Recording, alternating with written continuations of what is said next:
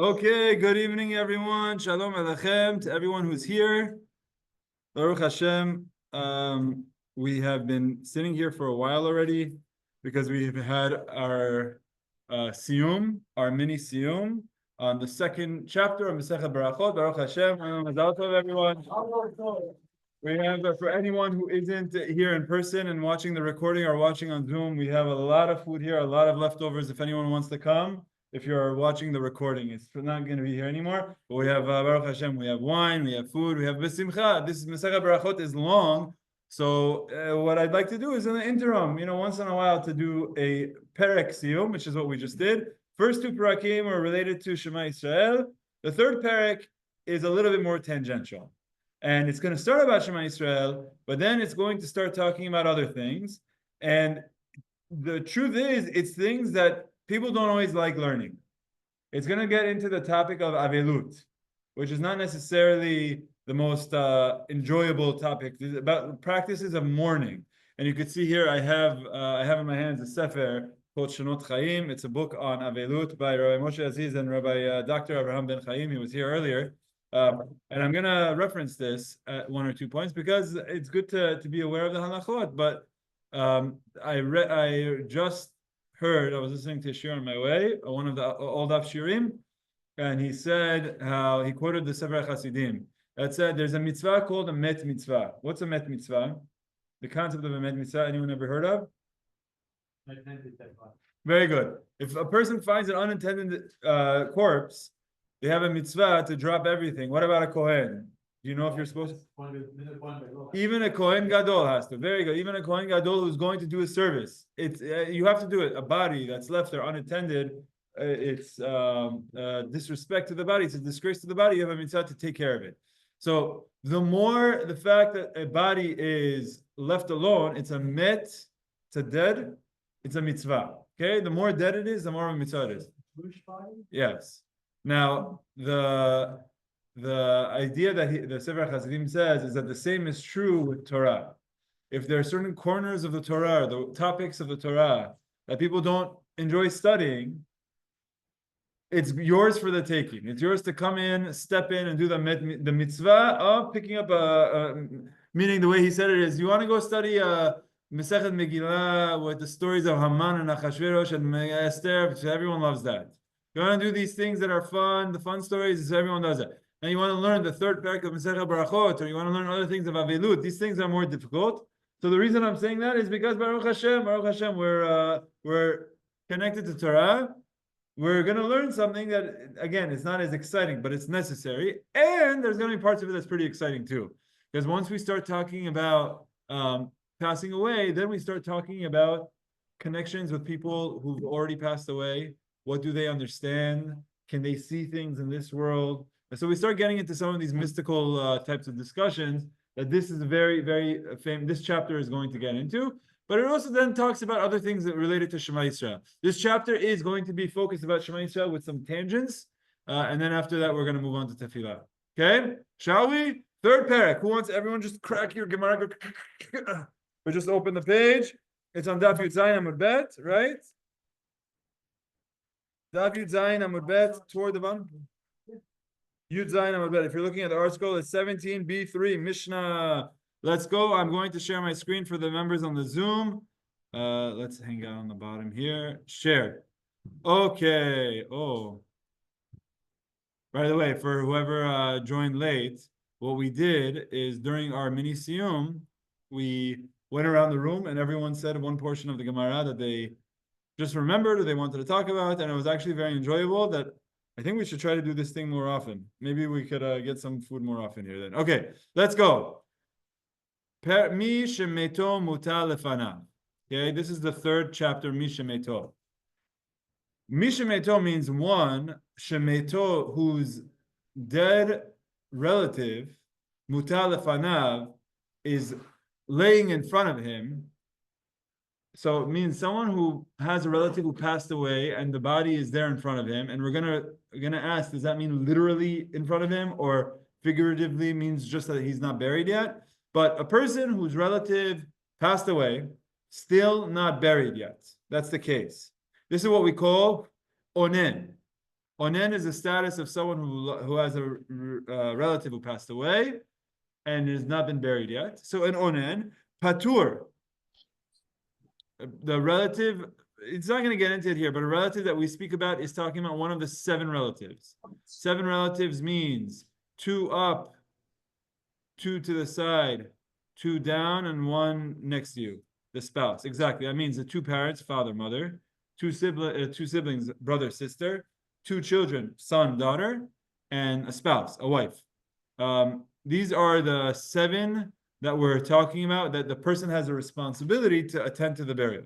Okay? So, someone who lost a relative and has not buried them yet, Patur, the person is now exempt from Kriyat Shema, Umina Tefillah, from praying Tefillah, Umina Tefillin, from putting on Tefillin, Umikol Mitzvot Ha'amurot Batorah, and from all of the mitzvot in the Torah. A person, before the relative is buried, is not obligated, is Patur, is exempt from all mitzvot that are positive mitzvot. What does that mean? That means the person does not have to say Shema, the person does not have to pray tefillah, the person does not have to put on tefillin, the person does not have to put on a talit, the person does not have to shake a lulav, does not have to do any positive mitzvah. What about negative mitzvot? Can the person now go have a cheeseburger? It doesn't mean all of the laws of the Torah are lifted. It means all of the positive mitzvot that require an action are lifted for this person. Yeah.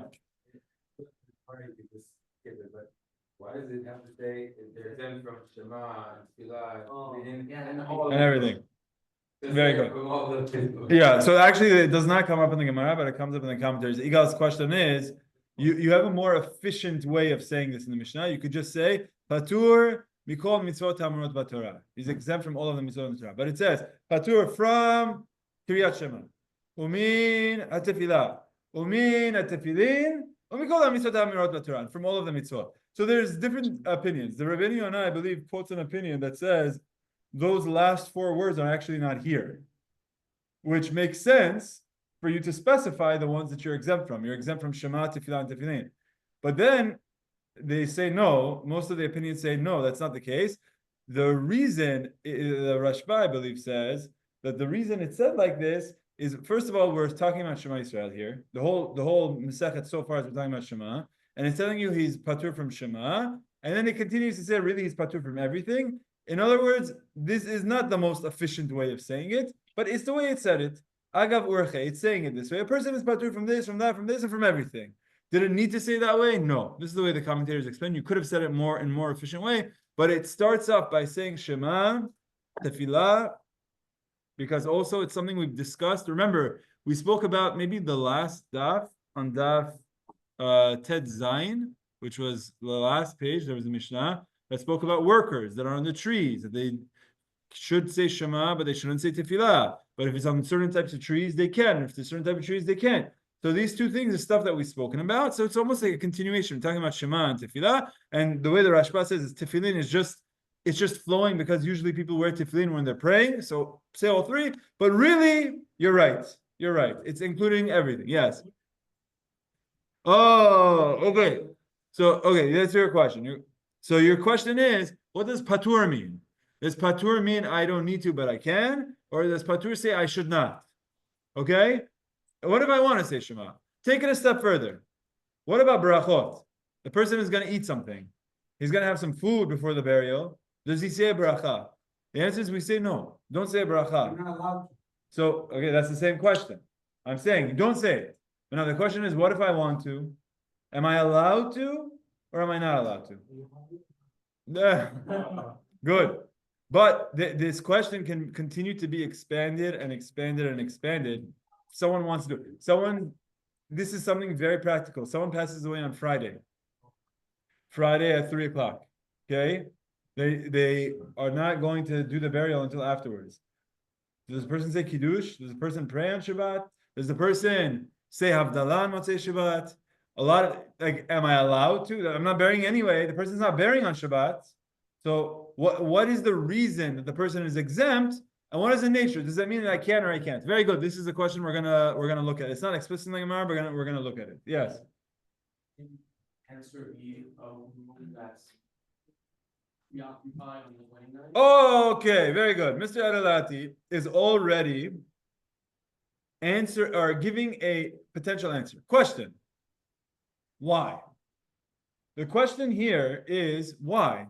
You're saying a mi shemeto mutar lefanav patur mikol mitzvot. Someone who has a relative that they have to bury is patur. Why? Why is a person Preoccupied. He's worried. okay? Something else on. Very good. So very good. What you guys are saying is the reason is attached to a previous rule that we learned that osek mitzvah is patur min mitzvah, and also someone that's tarud ben mitzvah, someone that is preoccupied with the thoughts of a mitzvah is patur from a mitzvah. And I think in your zichut, I'm going to show you the commentary of Rashi. Let's look what Rashi says. Mi shemeto.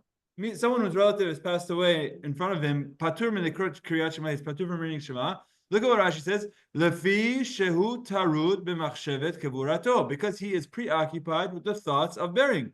Vehavya dumya de chatan, and it's similar to a chatan. The patur mishum tirda de mitzvah, and he is patur because he is preoccupied with the mitzvah. What you said is exactly what Rashi says.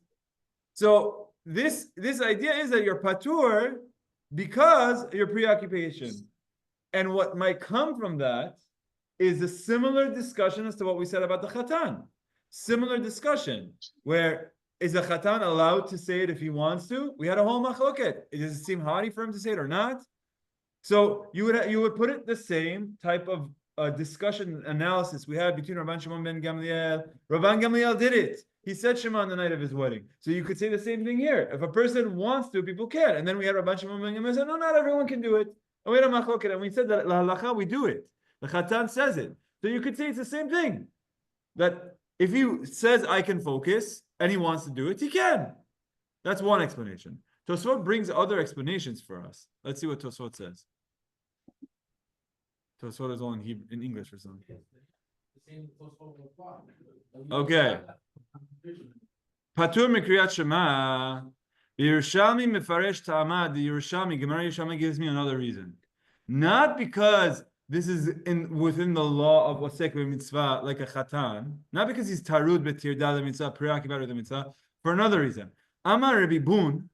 Rabbi Boon says, you know the name Boon, Boone. This is a rabbi. Amar Rabbi Boon. Ketiv leman tizkor. It says in the Torah that you should remember. Leman tizkor yom tzedcha me'eretz Yisrael kol yemei chayecha. Your entire, all the days of your life. Yamim she'ata osek b'chaim. Days in which you're involved with life. Days of your life. Days which you're thinking about life. Yamim she'ata osek b'metim. But not days that you're involved with death. You should say Shema on days of your life. Days which you're thinking about life, but not days that you're thinking about death, which from here it comes to say is that no, the Torah is telling you don't say Shema if you are involved with taking care of the dead. Where it's not like, oh, this is like a chatan, just like that. It's a similar situation. It's a separate drasha that's telling you when a person has a dead relative that they have to bury, everything else is lifted. It's like a half staff. If on a day that's supposed to be half staff, I want to do full staff. Can I do it? No, it's not a day of full staff. It's a day of half staff. The day that a person has to bury a relative, can I do mitzvot again? No, it's not a day to do it. You should be focused on the dead, and you should be doing anything else. Okay? Now, in fact, this is how we hold. This is how we hold that a person, when a person is an Onen, they shouldn't do any of the mitzvot. There are some small exceptions. Okay? Well, with this, I'm just going to. And the Zoom is on, right? Yeah. I'm going to show you this book again. Hopefully, you guys won't ever have to think about this book. I want to tell you this book that Rabbi Moshe and Rabbi Abraham wrote. The direct relatives of the deceased are considered to be in the state of Onen. Since it is their immediate responsibility to take care of all matters concerning the burial of the departed, they are exempt from all positive mitzvot of the Torah, such as praying, saying blessings, Berachot Hamazon, and donning tefillin. Okay? So Rabbi Moshe right here basically took this Mishnah and he also threw in Berachot Hamazon. And you go ask him why he said that. And then at the end, he said all mitzvot. Go ask him. You gotta go ask him. If you could just say all the mitzvot, why are you giving me examples? Okay, because this is the way you speak. You say all and you give examples. The same exactly concept. The relatives are children, siblings, parents, and the spouse. Both male and female relatives enter the state of Onen. So this is both with the man and woman. Okay, Onen, these are laws that we're going to end up seeing. So I don't want to jump too much into it yet. But you know what? Let's just take a minute to do this. Onen may not eat meat or drink wine during that period before the burial. No meat, no wine. Both chicken and meat. Now here, this one I'm not going to say yet because I want us to see the Gemara first. Here, this is what I wanted to see. In the event that the body is being flown to another country, so this is now going to open up a question of what happens if I'm not, or not me, let's say Chas v'Shalom, what happens if the person is not being involved with the burial? What happens if the person is not going to be preoccupied with the burial because they're not doing the burial? Let's say they're not even going to be at the burial. Let's say the body is going and flying and going somewhere else. If it's a relative, let's say the way it works out is that the person can go. Or let's say the opposite. Let's say the relative is going to Israel and now the person is on the plane. The person's on the plane, the body's under the plane. For the next 12 hours, go bury. Well, bury what? You're sitting on a plane. The person can't do any burial for the next 12 hours. So now you're going to tell me on the plane, don't say Hamotzi, don't say Birkat Hamazon, don't put on your tefillin. Why not? Because you have to be involved with the burial. Involved with what? There's nothing to do. You see the question? So if you're going to tell me that it has to do with being preoccupied, then you might say, well, maybe there's some leniencies, but then what about it when the person is not preoccupied at all? So ready? This is what Moshe answers. In the event that the body is being flown to another country, a rabbinic authority should be consulted on how the mourners should practice their mourning. Basically, punting it. He's not answering the question. Why? Because it's complicated. Similarly, if the deceased passed away in another country and the relative will not attend the burial, a rabbinic authority should be consulted on how to practice the mourning. The thing is, this discussion is going to matter on a lot of details, and the Misharis have their own customs, which is also why he's being sensitive here. There are times where Rabbi Chaim would say one thing, Mr. Basalim will say something else, but there are times that they'll both say the same thing, and these types of situations come up. Rav Yosef says that in a situation, let me see footnote number 31, because I think this is an important concept. It comes up a lot. Shalom Eda. I'm just going to read this to you. Footnote number 31. Bechazon Ovadia, in the book of Rav Yosef Sefer, he wrote that someone who is traveling on the plane with the dead body, to bury him in Israel, and the body is there under the plane. It seems all the while that he's on the plane, Rav Ovadia says the person does not have the status of an onen. He is chayav. And then he says if there are certain laws where they're not gonna, the country won't let the person bury the body for a month. He said some countries do that for the full month. He's not gonna be an onen. So in situations like this last point that I said, what Rav Ovadia says, not everyone agrees. Not everyone agrees. In fact, I remember reading a sefer by an Ashkenazi rabbi that's saying I was on a plane with my mom as we were going to Eretz Yisrael, and the entire plane I was thinking, because I couldn't say any brachot, I couldn't learn Torah. Usually I'm on the plane, I'm studying Torah. I couldn't learn Torah, so I was just forced for 12 hours to think, right? And that is against what Rav Ovadia said. Rav Ovadia would say you can.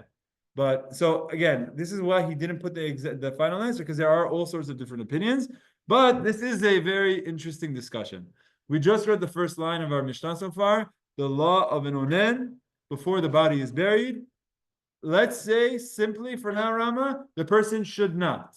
The person should not. It's not an optional. The person should not do any of the mitzvot. Let's say that for now, okay? Again, you see how according to Rashi, it might be that he can if he wants to. The same way a chatan can if he wants to. But let's just go forward with the idea that he's patur. Okay? He doesn't have to, he shouldn't. Let's go.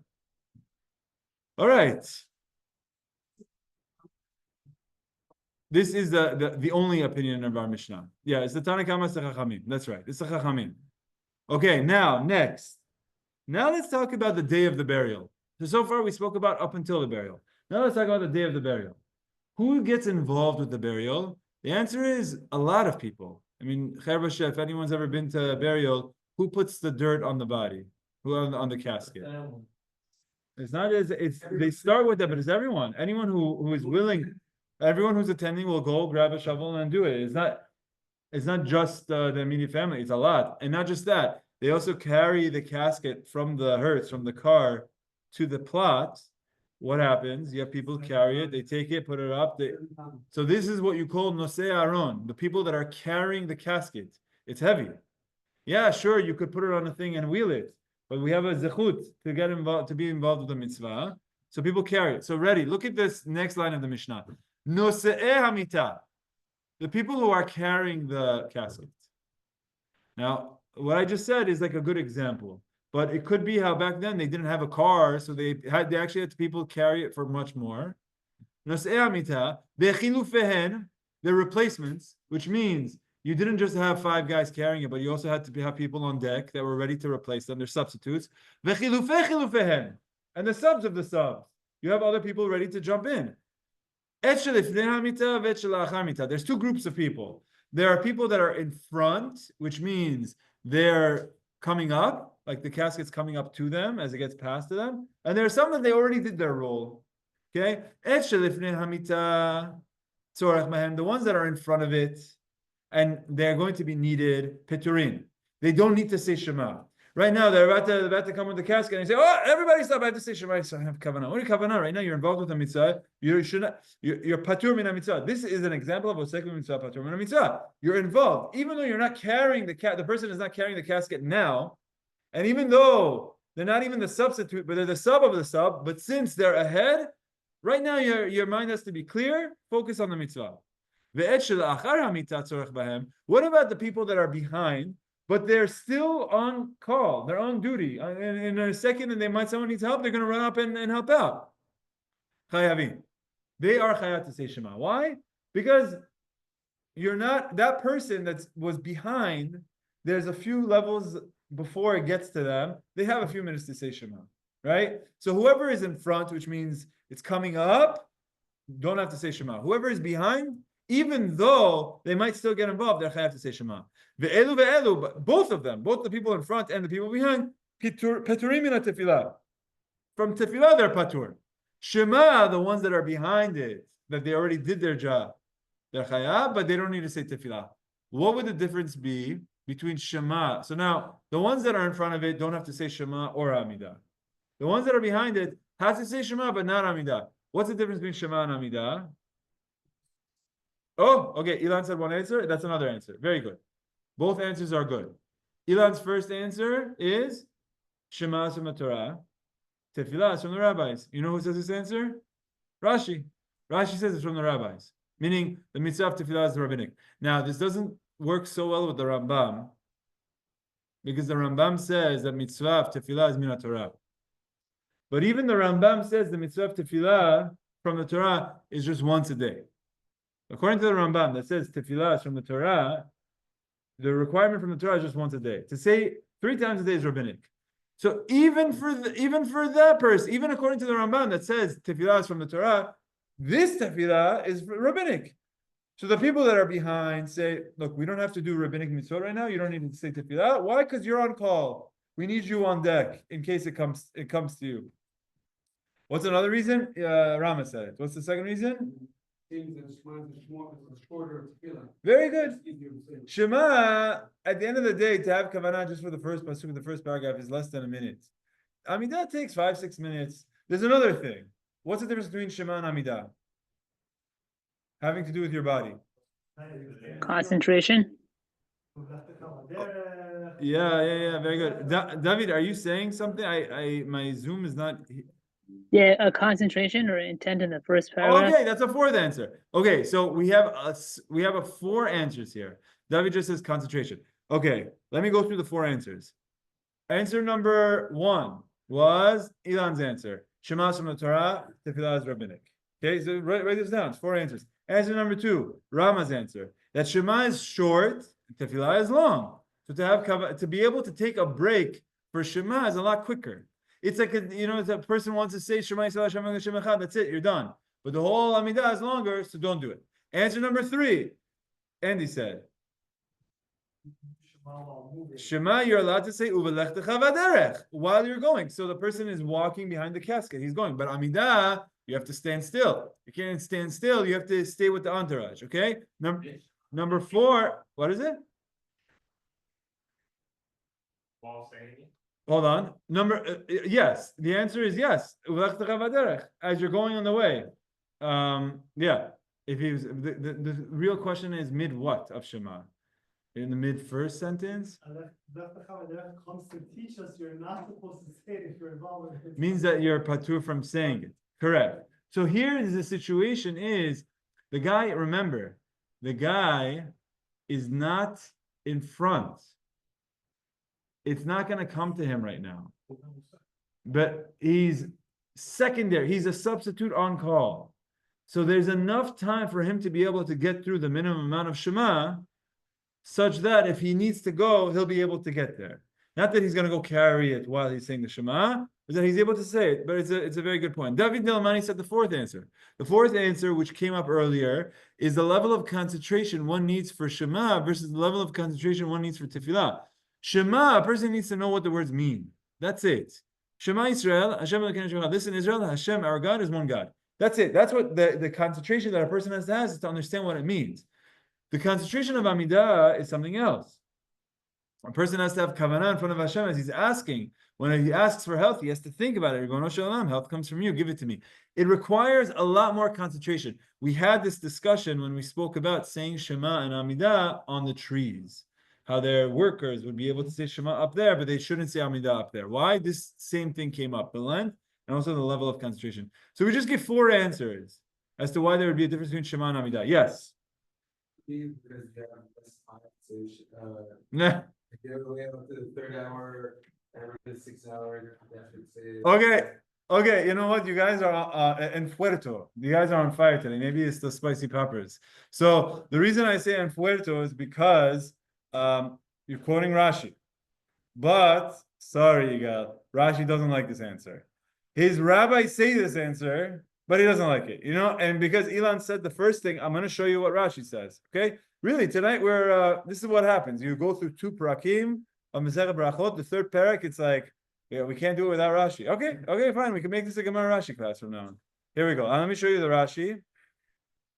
Commentary, Rashi. Okay. Jishod.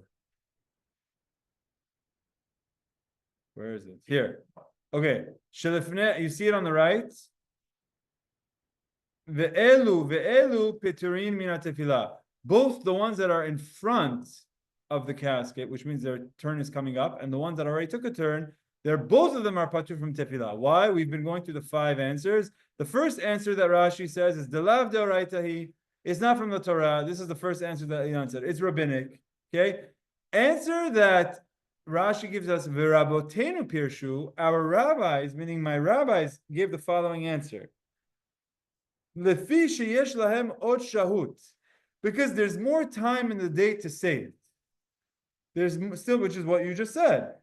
Shema, the person needs to say it right now because the time is approaching. But for Amidah, he has an extra hour. Velinire, but Rashi says, I think she'ein ze lashon patur. That doesn't fit with the word of the Mishnah. The Mishnah says both the people in front and behind are patur. They're exempt from praying Amidah. This answer is saying, you know why he's exempt right now? Because he has a whole extra hour to say it. So in a few more minutes, he'll say it. Rashi says, that doesn't mean exempt. That just means don't say it right now. Say it in a few minutes from now. The word patur to Rashi sounds like exempt. He doesn't have to do it. Okay, but your answer is like Rashi's rabbis. So that is the 5th answer. We have 5 answers. Wow, unbelievable. Okay, here we go. Let's continue with the Gemara, yeah? Actually, we didn't even start the Gemara. Let's continue with the Mishnah. I'm going to tell you a pet peeve of mine after the Mishnah. I just have to get through the Mishnah first. Okay, you guys, so far so good. We spoke about first when the person passed away before the burial. Next, we're speaking about the burial process and all of the people involved with the burial. Now, let's talk about what happens after the burial. Kavru et hamet v'chazru. Okay, what was the practice? The practice is that after they bury the body, everyone goes up to the mourners and gives their condolences. They all say tasliyat. They all say, Shemaim Tenuchamu. The halacha is you shouldn't say that before the body is buried. A person does not give condolences, does not say I'm sorry for your loss before the body is buried. This is the halacha. Now, it's tricky because when people don't know that, this is the tricky part.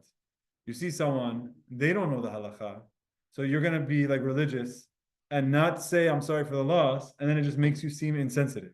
This is something that I struggle with. Someone that I know doesn't know the halacha, and I see the morning of the burial, I see the person, what am I supposed to do? I'm supposed to pretend like, hey, what's up, Joe? Like, it's not just a regular day. Obviously, the person just lost a relative. At the same time, I know the halacha, you're not supposed to do it. So what do? What I try to do is I try to just give a person a hug. If I can, I give a person a hug, and that's it. I don't say anything. If I can. So this way, I'm keeping to my halacha, and I'm also keeping the person, mentioning something to the person. But a person also has to be a chacham.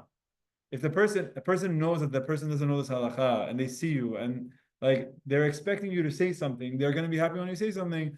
Again, be creative. Maybe you could say something like, "Wow, I really missed the person," or I don't know. Just be something. You shouldn't say. Mina shamayim tenuchamu. Hashem should give you consolation. You really shouldn't say it until after the burial. Okay. So I'm just giving you some practical halachot here, or more practical situation scenarios. Now let's see what happens with the Mishnah. Kavru et hamet v'chazru. Now that they buried the body, what happens is the practice is they would all go stand in a shura. Shura means a row. Well, what happened is the avelim would stay somewhere, and people go in rows and they pass by. This is what we do in Kanisa. In 54, what happens at the end? The person is there, everyone just walks through. And usually when everyone walks through, there's like one row in the front, and then there's some rows that are trying to sneak up in the back.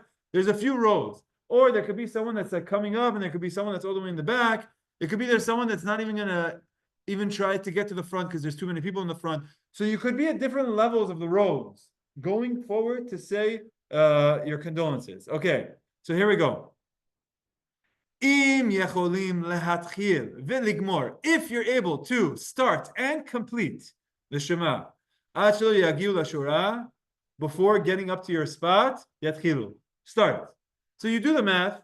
You see where you are online. You see, it's going to take me at least 5 minutes to get up to the person because it's wrapping around. It's going to take a long time, and these people are talking. So say Shema Yisrael while you're online. What else are you doing? You're just standing there.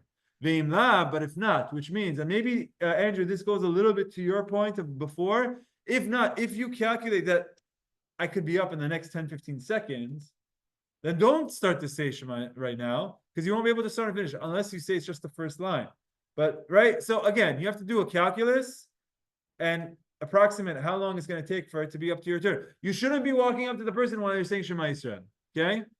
Now, ha'omdim b'shura, those who are standing in line, as we just spoke about, ha'penimiyim peturim, the people on the inner row that are close, they are the ones that shouldn't be saying Shema if they're close enough. V'achitzonim chayavim, but the ones that are in the outer rows, they're not going to be seen. They're chayavim. The way I think about this is, let's say I go to Kanistan 54, and there's a family there, and I'm all the way in the back. They have no idea what I'm saying, what I'm not saying. They might see me from afar, but at this point, there's no disrespect to them if I'm saying Shema. I'm not doing anything actively. I'm there as a body. The more bodies are there, the more they appreciate it for sure. So I'm playing a role. But a person could say Shema. Okay? This next line of Nashim V'Avadim, this is actually part of the next Mishnah. We're going to come up to it when we do that Mishnah. So the commentators remove this line. There's some things I want to say before we move on to the Gemara, but yes, questions. Go ahead. Yeah, Rabbi. Sorry, David. 1 second, David. Someone is speaking and I have to fix my audio. Yeah, go, Ilan, 1 second. Yeah, go ahead.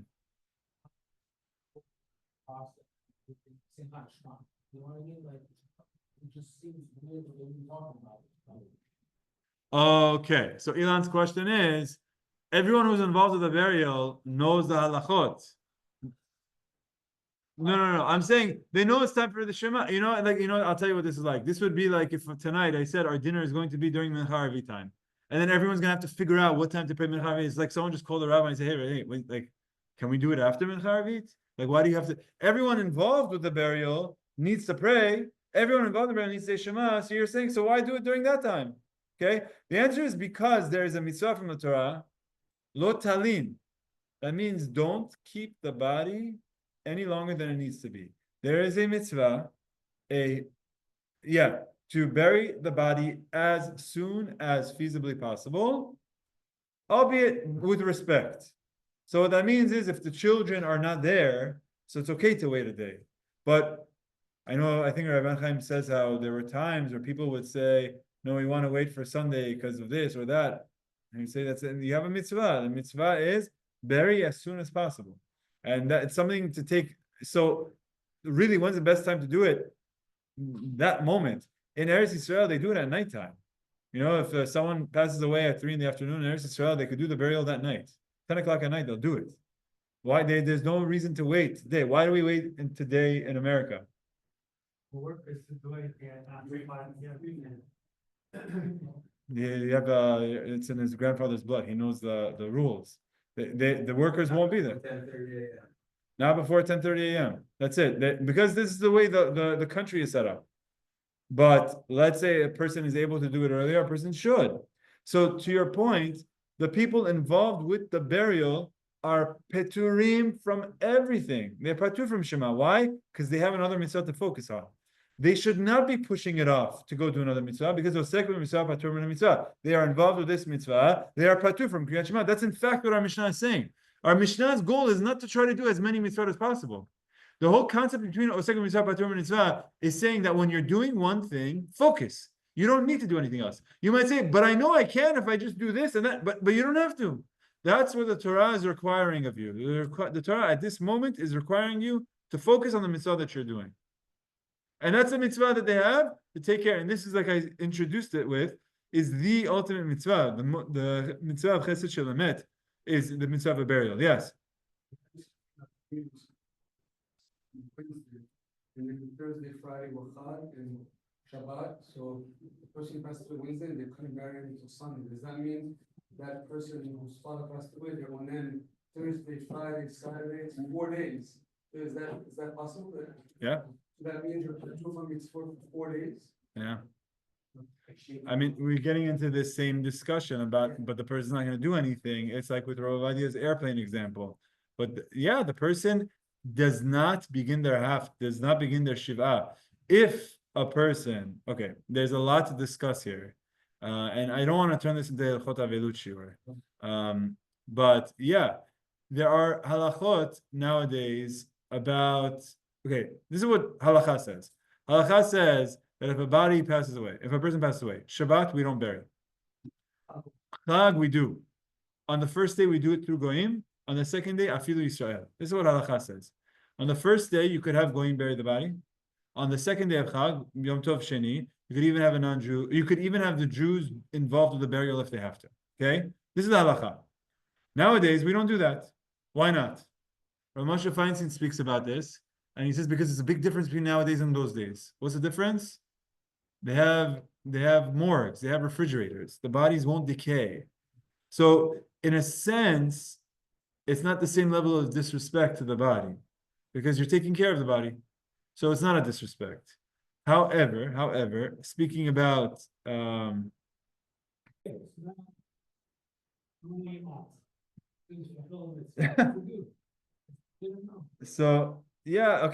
this is getting into halachic questions of aninut.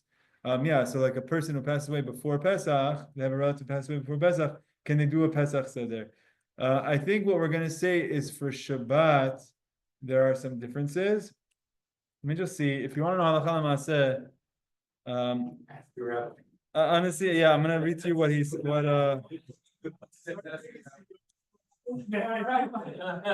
No, but I don't speak in a hypothetical situation. Here, let's see if he says. Here we go. If a person passes away on Friday and there's not enough time for the burial before Shabbat, Or if a person dies on Shabbat and the Mashadi custom in his New York is that the burial will be delayed until Sunday morning. If a person passes away right before Yom Tov or on Yom Tov, the Mashadi custom in New York is to delay the burial until after Yom Tov. He writes the Mashadi custom is to delay until after Yom Tov because that's not the halakha. The halakha is you do it on Yom Tov. Okay, the body should be covered with a bed sheet. Fine. During Shabbat or Yom Tov, the Onen may eat meat and drink wine and does not practice public mourning. He doesn't say here whether he should say kiddush. You're drinking wine, assume that's kiddush. No. Not performing mitzvot, or is that a different thing? No, it just means that he doesn't like outside have ripped clothing or yeah, exactly. In this scenario, Havdalah is delayed until after the burial. Whenever Havdalah is said on Sunday, it is recited without Besamim or Resh. Yeah, he doesn't address it. Should the person say kiddush? I think we say that yes. I think for Shabbat we say you do it, but I'm not sure. Okay. Yeah, exactly. Mr. David Dilamani, you had a question.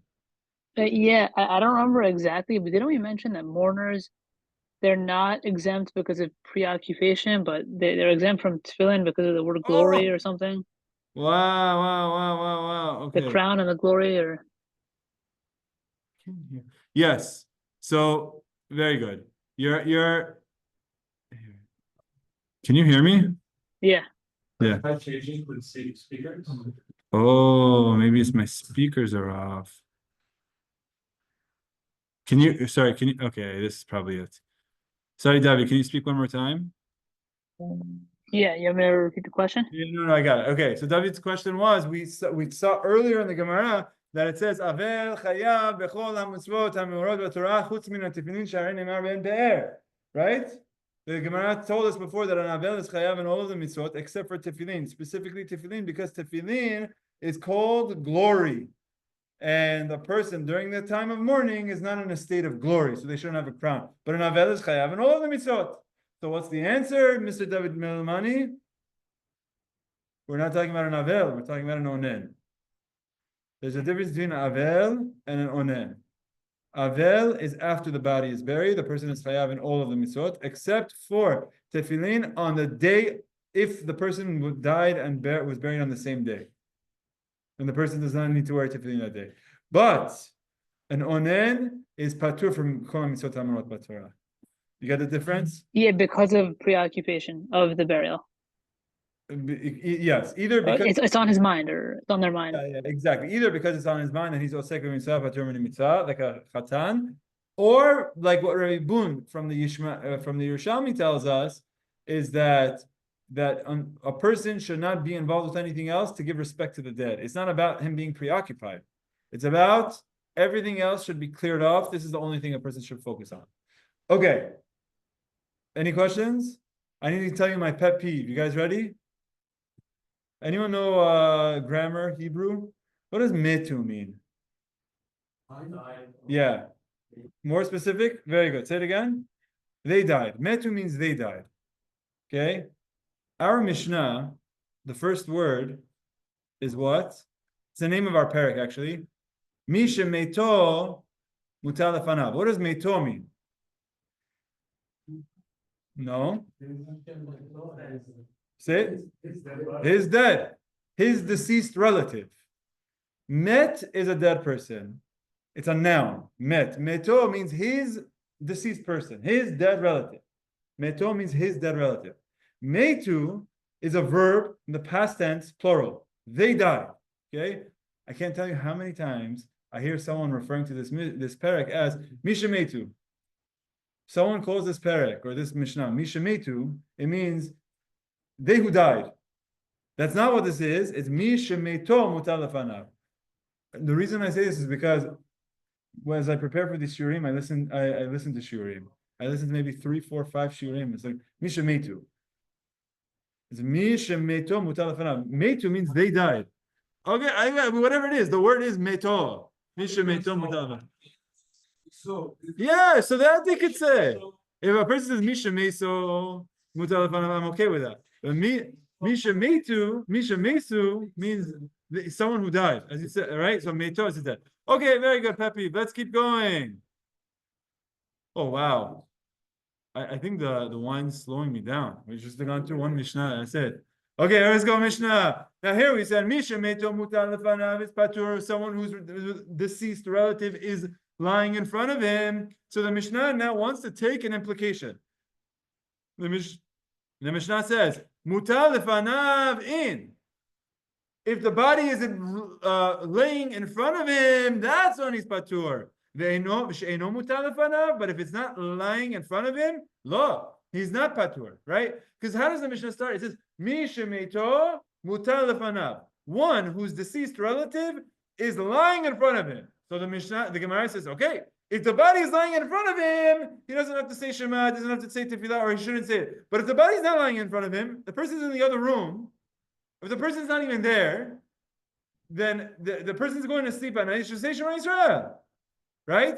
If the body's not there. That's the implication. Mutar lefanav, if the body's lying in front of him, in. But it's not lying in front of him, no. Uramini. But that's a contradiction against the Braita that we have. What is the Braita? We have Misha meito mutar lefanav.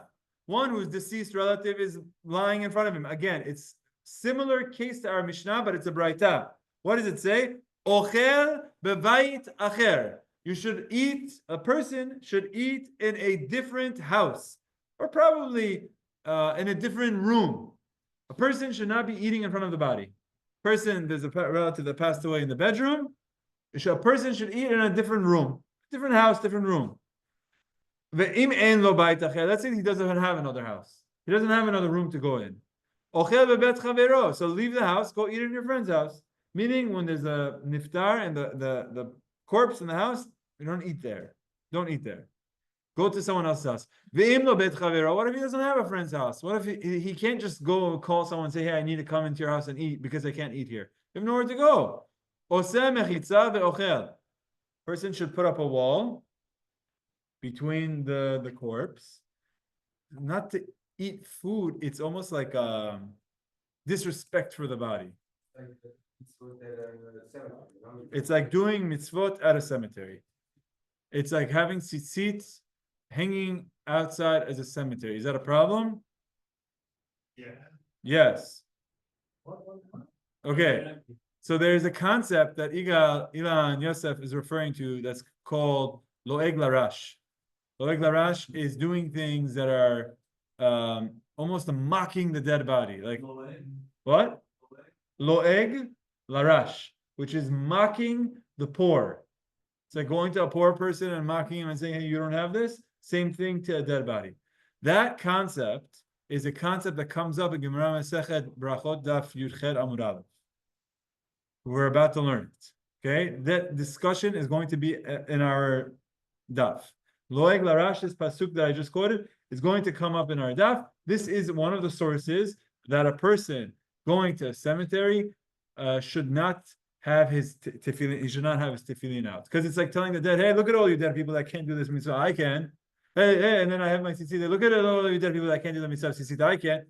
It's almost like coming and what's the word? Flaunting, showboating. Now it's odd because most people don't do that with tzitzit, but like you would say, like no one would actually want to do that. But there's a sensitivity that we have to the niftar, so we don't eat in front of the body. We don't do mitzvot in front of the body either. We'll get up to that, okay? I don't talk to the person. But yeah, if you're saying, if someone asks me, I would say put your tzitzit in your pants and never take them out ever again. That's what I would say. It's here, like the house is the same concept as like cemetery where. Correct. It's a different thing of doing mitzvot. It's eating, but that's exactly it. Not in front of the body, right? Go somewhere else. Now, let's say a person doesn't have another place to go to. It says put up a wall, a mechitza, and eat. What if he can't? He doesn't have a wall. Where am I supposed to go buy a wall from? I have to go build an IKEA wall right now. Hey, I don't have a wall. So what is the person supposed to do? Machzir panav ve'ochel. Turn his face. He turns his face and eats. At least the person shouldn't be eating while looking at the body. Person should give respect to the body by turning and looking the other way. The person in general does not mesev ve'ochel. You know what mesev means? Mesev means leaning. what we do on the night of Pesach, because we want to be like, it's like, it's really flaunting and saying, hey, look how I'm chilling, I'm reclining. You're still lying down on the couch and chomping on your pizza. Don't do that. Ve'eno ochel basar, a person does not eat meat. Ve'eno shote yain, a person does not drink wine. Remember, I read that halacha in Moshe Sefer, that an onen does not eat meat or drink wine. Ve'eno mivarech, the person does not say a bracha before, does not say hamotzi. Ve'eno mizamen, the person does not do zimun. The person does not do berkat hamazon. Nothing, no brachot. Ve'en mevarachin alav, ve'en mizamenin alav. This is on, we're turning on Daf Yudcher Amud Aleph. You could remember Daf Chai, Daf Alive has to do with the dead. Ve'en mevarachin alav. You don't need to say hamotzi for him to say amen. Ve'en mizamenin alav. You don't need to say zimun for him to answer. Nothing. He doesn't partake in zimun. He doesn't count as one of the three if a person has zimun. Upatur mikriyat shema, umina tefillah, umina tefillin, umikol hamitzvot, mikol mitzvot haamurot b'Torah. And the person is patur from all of the mitzvot in the Torah. Shabbat, and if it's Shabbat, and I think this is what I was thinking about, mesev, a person is allowed to lean, ve'ochel basar v'shotei yain, a person is allowed to eat meat and drink wine, umevarech umezamen, the person says brachot and says berkat hamazon. So I think this is it. Umevarachin alav umezamin alav, the person, they do say berkat hamazon with him, they do zimun with him. V'chayav b'chol hamitzvot hamurot b'Torah, a person is chayav in all of the mitzvot. So here the distinction is on Shabbat. The onen is chayav in everything. Rabban Shimon ben Gamliel Omer, Rabban Shimon ben Gamliel says, "Mitoch shenit chayav be'elu," since they are chayav in all of these, it's chayav be'kulan, so they're chayav in everything, which seems like an odd statement because the last opinion just said he's chayav in everything. The Tana Kama says on Shabbat the person is chayav in everything, and Rabban Shimon says, and once you're chayav in all of that, so you're chayav in everything. He just said you're chayav in everything. So it has to be that he's adding something. He's adding something, but he's being very coy about what he's adding. Anytime you're not on just on he's saying all time. No. He's not. Okay, very good. That's a nice way of explaining this, taking it onto weekday also. That's not what it is. The Gemara tells us what he's including. Rabbi Yochanan, my beinayu. Rabbi Yochanan is saying, what's the difference between these two opinions? Tashmish hamita ika beinayu, having relations. Okay? To say that an onen, which this is the halacha, during the aninut period is not allowed to have relations with a spouse. The first opinion is saying even on Shabbat.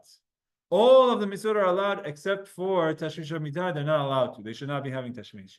And comes, Rabban Shimon ben Gamliel says, no, once you allow everything, once you say he's allowed to do everything, he's also allowed to have tashmish hamita. But they didn't say it explicitly because it was understood that there was this discussion. And he said, no, I really mean everything. It's like hinting to the fact that you're coming to include something that you don't want to say. This is what it's referring to.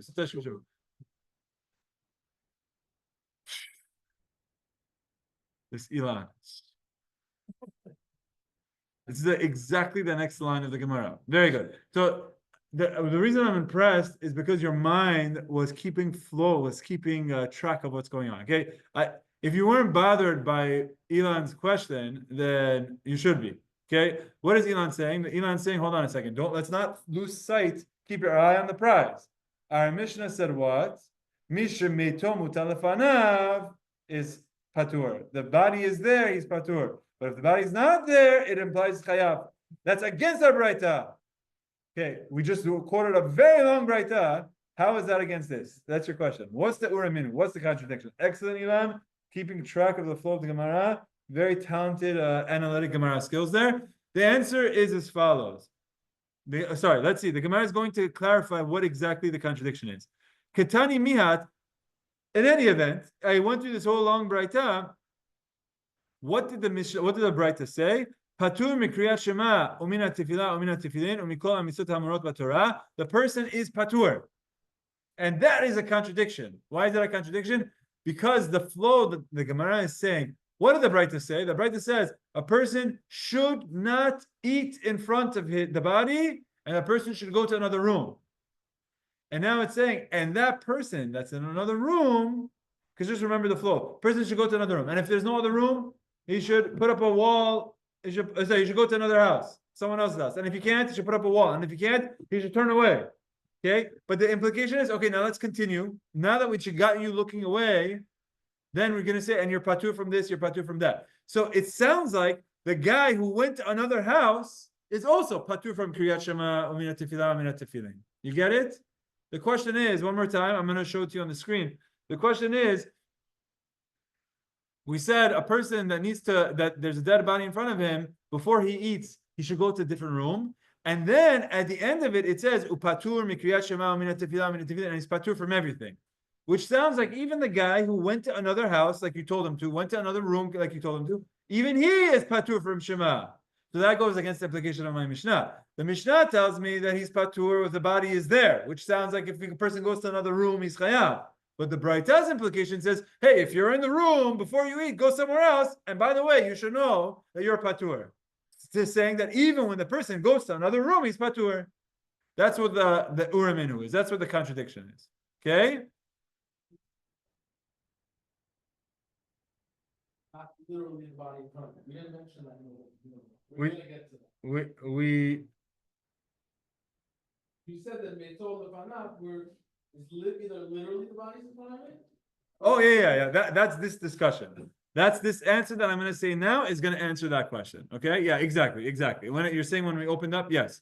So let's see. Amar Rav Papa. Rav Papa says, Targema amachazir panav ve'ochel. He says the Braita, when it says that he is patur, it's talking about specifically the guy who's turning his face. In other words, it's the guy that's meto mutar lefanav. The body is there in the same room, and he is patur with everything. And now these two Mishnayot, the Mishnah says mutar lefanav. If the body is there, he is patur. But if he's in another room, he's chayav. And the Braita says if the body is there and he just has to turn his face, he's patur. But if he went to another room, he's chayav. So then that means literally it's referring to if the body is in front of him. That's the first answer. Rav Ashi Amar, Kevan shemutal alav lekovro. Since there is a responsibility cast upon him to bury the body, kemutal lefanav dami. It's always viewed as though the body is in front of him. Which means body is lying in front of him is figurative. It's not literal. It's saying once he has that responsibility that his deceased relative passed away, the body is there, even if it's not in front of him. So when it says mi shemeto mutar lefanav, one whose the body is lying in front of him, it doesn't mean physically, literally in front of him. It means mi shemeto mutar alav, that he has that responsibility. The obligation is on him, upon him. Exactly. Why? Hold on. Shneimar, as the pasuk says, this is a pasuk that we're going to have in Parashat Chayei Sarah in a couple weeks with Abraham Avinu. Vayakom Abraham al penei meto. Abraham got up from Sarah, his wife, and where did he go? He needed to get her a burial place. So where did he go to? He went to the Berachot, to Ephron Achiti. Very good. And he says, please, I want to bury my wife. And he says to them, when his wife is not there, he says, and I will bury the dead from in front of me.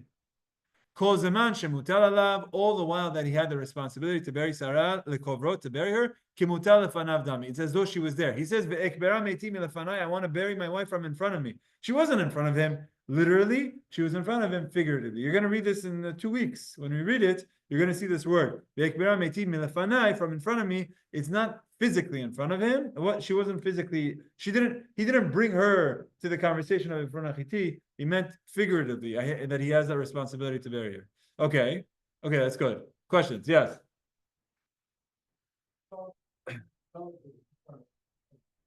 What about an average person? You learned the Gemara beforehand. There's zero chance. Every single question you say is the next question of the Gemara. Yeah, I don't believe you. You think I drink some wine so you can't get me? Yeah. No, excellent question. This is going to be coming up in the next. It's literally the next line of the Gemara. So I was going to stop here, but I'm going to do it in Ilan's Zechut. The next line says, Meito, if it's his relative, in. That's the person who's patur. Aval mishamero, But one who is guarding it, one who's watching it, it's not his relative, but he's part of the Chevra Kadisha, for example. Or he has a job to watch the dead bodies. He's protecting it, he's cleaning it, he's taking care of it, but it's not his relative. Look, that person is not Patur. It's just one who it's his relative. Meto. Ve'atanya, but that goes against another Braita. What's the Braita? It says Hamishameret Amet.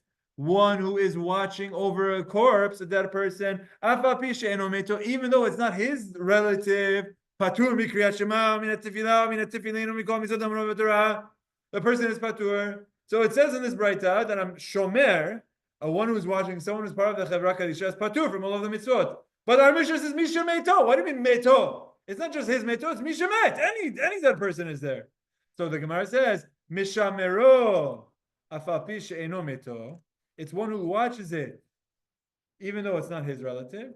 Meto afapi she'eno mishamero. One who's his relative, even though he's not guarding it in that moment, which means even though it's not physically there in front of him. This is a very nice distinction, or it's including both a Misha Meto and Misha Mishamro. One who is relative, even if he's not near the body. This is how we're going to hold. That an Onen is Patur. Not if the body is right there, but even if he's not there. And one who is guarding it is Patur, even if he's not the relative. Okay? Because, well, no. Because of the mitzvah of Osek mitzvah, Patur min mitzvah. One who is someone is part of the mitzvah, I guess it's related, because maybe you could do a while. But someone who is focused on taking care of the dead body, to be focused on taking care of the body. He's not chayav to do anything else. A person who says Shema. Why are you saying Shema? Because of the mitzvah. No, it's not. It's not a mitzvah for you to say Shema right now. What do you mean? It's a mitzvah on the Torah. Not for you. For you, in this moment that you're guarding this body, that's your mitzvah. You know what it's like? It's like a guy who's in the Air Force, and while he's in the Air Force, the guy is, I don't know, putting on his parachute ready to jump out of the plane. Why? Oh, the paratroopers. Oh, what do you have a role, you have a job, you have a role, you have a specific role. Stop doing someone else's role right now. You have a job to watch this dead person, you're saying Shema Yisrael, that's not your job right now. So that's like what the idea of Osek mitzvah Patur min mitzvah is. We could keep going, but I think we should stop here. Because this is no, sorry. I gotta okay, just because you guys are on fire. I have to do it because Yigal just said it. Let me just do this last line. Sorry. I give you food. You can wait 2 more minutes. Meto or mishamro in. So who is it that's patur from Shema? One who is his relative, or he's watching the body in. Aval. But what about mihalech bebet kevarot? Someone who's just walking in a cemetery. He's not watching any dead people. It's none of his relatives. He's just going for a stroll in the cemetery. Lo, he would not be patur. Ve'atanya, but we learned in a Braita. Lo yalech adam bebet kevarot. A person should not walk in a cemetery with tefillin berosho, with tefillin on his head. Ve'sefer Torah bizro'o, and a Torah in his arm. Person shouldn't be walking with a Sefer Torah in the cemetery. Person should be wearing a tefillin in the cemetery. He doesn't even talk about tzitzit, which is a proof that we used to have the tzitzit inside and not outside. I don't know, maybe. It doesn't even mention it. But a person shouldn't do this. So now you're going to say, hold on a second. You told me that if it's his relative, he shouldn't say Shema. And then you said if the person is watching a dead body, he shouldn't say Shema. That implies that if it's neither of those, if a person is walking in a bet Berachot, he's not watching any dead bodies, that he should say Shema. But you said in this Braita that a person who's walking in the cemetery shouldn't. And if he does, over mishum, he is going against the pasuk of Mishlei that says lo'eg larash cheref osehu. One who mocks the poor blasphemes his creator. Shlomo HaMelech says this about if you're making fun of someone, you're really making fun of his creator. You go and you make fun of someone's nose. Say, yeah, your nose is so ugly. The Ribbono Shel Olam created him this way. So who are you really blaspheming against Hashem? But this lo'eg larash, mocking the poor, there is no one that's more poor than a dead person because the person can't do anything. So lo'eg larash, you're mocking the poor by going and flaunting by doing mitzvot in front of them. This is the pasuk that we said. Lo'eg larash cheref oseu. So the Gemara is going to say, you know what the difference is? Here we go. Hatam, there when we said in the cemetery you shouldn't do mitzvot, toch arba amotu da asur. It's only when a person is within 4 amot, around 6 feet, a 6 foot radius of a corpse, that's when a person should do mitzvot. Chutz la'arba amot, but if a person is further away, a person is in a cemetery, but they're far away, chayav, they have to say Shema. The Amar, as Master said, met tofes arba amot the kriyat Shema. The dead body takes over the 4 amot radius around it for Shema. Hacha chutz arba amot nami patur. But if a person is outside of the 4 amot, the person would be chayav to say Shema. So those are the different distinctions that we have. We have Misha Meto, it means it's relative, even though he's not watching it. We said Misha Meto mutal lefanav, which means is figurative. Then we said Mishamer, one who is watching the dead body is patur.